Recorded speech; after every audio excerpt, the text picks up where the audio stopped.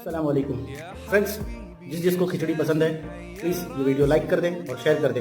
ये देखिए मैंने बनाया है मसाले वाली खिचड़ी और इसके साथ में डालने वाला हूँ देसी घी, जो कि प्योर देसी घी है गाइस। तो ये देखिए देसी घी, अब इसके अंदर मैं इसे डाल दूंगा और उसके बाद में मैं इंजॉय करूँगा। तो आप लोग भी बताएं कि आप लोगों को खिचड़ी कितना पसंद है और आप खिचड़ी कैसे खाते हो, और ये भी बताएं कि जिसमें पकाते हो उसी में खाते हो, क्योंकि ये भाई धोने का बहुत प्रॉब्लम है। मैं आपको खा के दिखाता हूँ।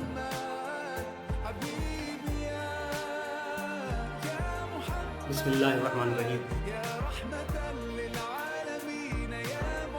लाजवाब, बहुत ज़बरदस्त।